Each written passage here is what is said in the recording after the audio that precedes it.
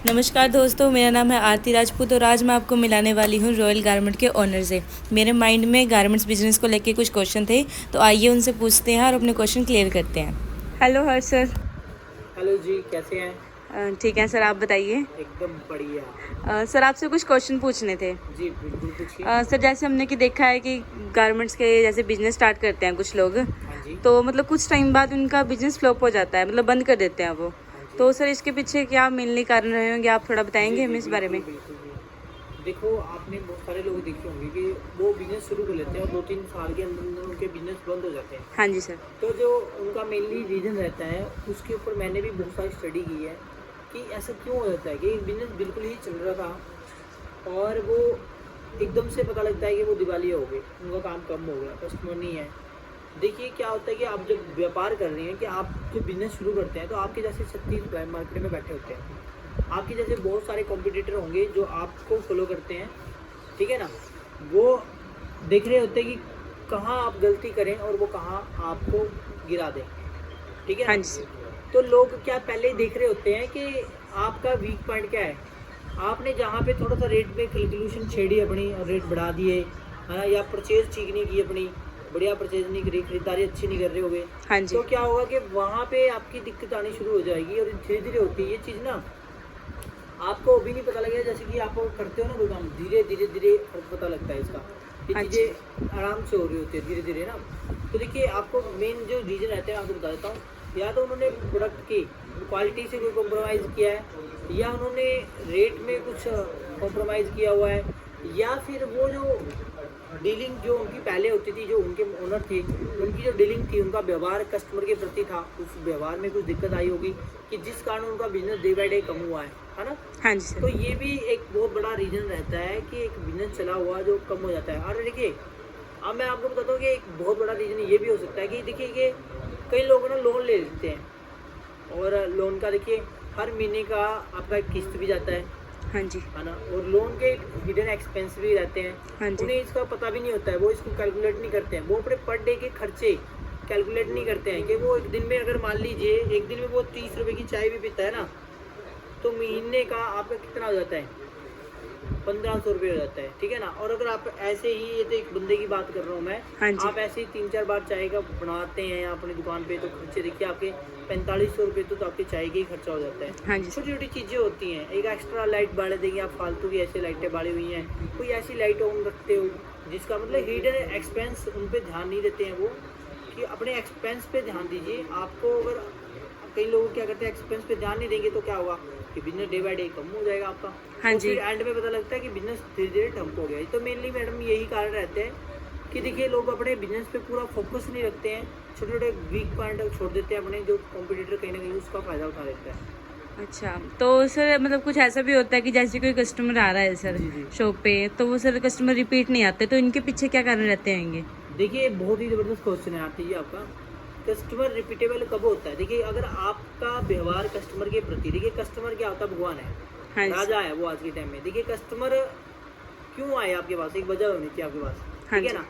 आप अगर काम कर रहे हैं, आपके रेट अच्छे हों, क्वालिटी अच्छी हो, देखिए पैसे का भी चक्कर नहीं है, पर आपका व्यवहार कस्टमर के प्रति अच्छा होना चाहिए।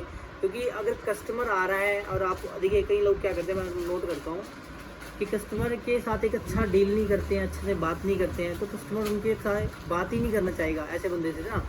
तो कस्टमर किन से बात करेगा, जो लोग उनसे घुले मिले, अच्छे से बात करें, वो उनसे मिलें, हाय हेलो करें, है ना। तो ऐसे दुकान पे हमेशा ही आपको जमावड़ा मिलेगा जिनका मालिक ओनर, आपने सुना होगा कि फलाना की दुकान बहुत ज़्यादा फेमस है, वहाँ पे हमेशा भीड़ रहती है।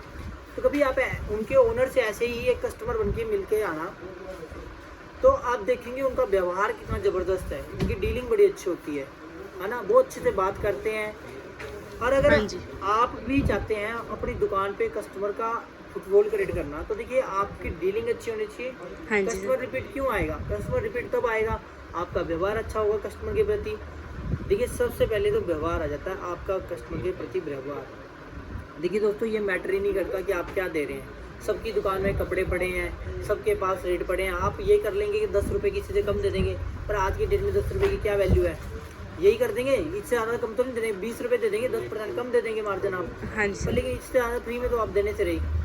10% तो आपने भी कमाना है, तभी आपकी दुकानदारी बढ़ेगी, ठीक है ना। पर लेकिन अगर आप अपने ग्राहक को नहीं समझ पाते हैं, उनसे अच्छे से बात नहीं करते हैं, उनको समय नहीं देते, उनको समझते नहीं, उनकी नीड ही नहीं समझ रहे, वो मांग क्या रहे हैं, आप क्या दिखा रहे हैं, तो ऐसा काम नहीं होता। आप कस्टमर को समझिए और कस्टमर जो मांग रहा है उसके हिसाब से उसे प्रोडक्ट जब तक देते रहेंगे तब तक आपका काम रहेगा। जिस दिन आप ये करना कम कर देंगे तो उस दिन आपका धीरे धीरे फुटफॉल कम हो जाएगा। तो यही मेन रीज़न रहते हैं आरती मैम कि लोग इस बात पे ध्यान नहीं देते। वैसे छोटे छोटे पॉइंट होते हैं ये, हाँ जी, वो आप प्रोडक्ट की क्वालिटियाँ नहीं देखते। आपने स्टार्टिंग में तो बहुत अच्छी अच्छी क्वालिटी लगे लाने, पर जैसे ही कस्टमर बढ़े आपके और आपने क्वालिटी नली रखनी शुरू कर दी। क्वालिटी से कभी भी कॉम्प्रोमाइज़ नहीं करना है, ना रेट से, ना क्वालिटी से और ना डीलिंग से, ठीक है ना। तो ये मेरा जी। मंत्र है जी।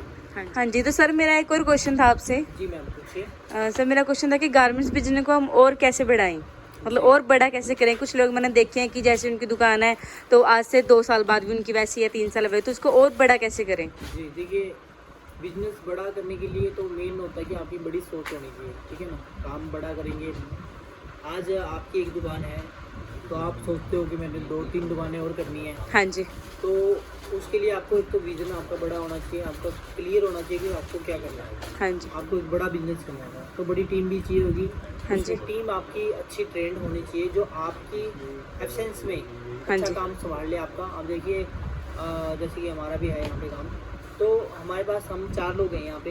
तो अगर मैं हूँ यहाँ पे नहीं हूँ और ना मेरे को रेट की टेंशन रहती है, ना मेरे को क्वालिटी का कोई गड़बड़ कर देगा, हाँ जी, विश्वास है। मतलब एक अच्छी टीम हमने बनाई हुई है और जिम्मेवार लोगों को रखिए, हमेशा हायर करिए अपनी टीम में, हाँ तो जी, भी आप अपने बिजनेस को और बढ़ा सकते हैं। देखिए अगर आप जो टीम हायर करते हैं, अगर आपकी टीम को स्किल अच्छे नहीं है, हेरा फेरी बहुत कर लेते हैं, तो फिर आपका बिजनेस तो देखिए ख़त्म हो जाएगा।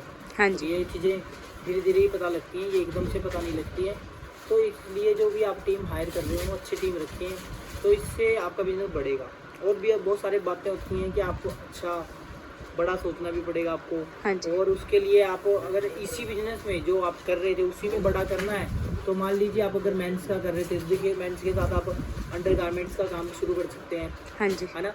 तो अंडर गारमेंट्स में आपको पता है कि अंडर गारमेंट्स का बहुत ही ज़बरदस्त काम रहता है। मेंस में आप अंडर गारमेंट का अलग से सेक्शन बना सकते हैं, हाँ जी, इसमें बनियान्स हो गया, सैंडल्स हो गया, स्पोर्ट्स इक्विपमेंट होते हैं, क्योंकि आजकल लड़के लोग जिम जा रहे होते हैं, स्पोर्ट और का अलग काम है, फैंसीज का काफ़ी सारे ब्रांड होते हैं, लक्स, माचो, जो कि का तो एक बहुत ज़बरदस्त नाम है। तो आप इन सभी का थोड़ा थोड़ा स्टॉक अच्छे से वहाँ पे एक सेक्शन, मतलब देखिए अंडर गारमेंट तो रखते ही हैं गारमेंट की शॉप में, हाँ जी, बट मैं कह रहा हूँ उसी में आप अंडर गारमेंट्स का, मेंस का ही अलग से सेक्शन बना दीजिए, आपका काम और ज़्यादा बढ़ जाएगा। आप उसमें शूज़ ऐड कर सकते हो, अगर आप रेडीमेड मेंस का कर रहे हैं आप उसमें शूज़ ऐड कर दीजिएगा, तो शूज़ से आपका और काम बढ़ जाएगा आपको। पर क्या होता है कि एक काम में पहले पकड़ बनानी पड़ेगी। देखिए गारमेंट का बिजनेस तभी बड़ा होता है, पहले आपका एक काम अच्छी पकड़ में हो, अच्छे फ्लो में हो, तभी आप दूसरा बिजनेस ऐड करने की सोच सकते हैं, ठीक है ना। ठीक है सर। हाँ।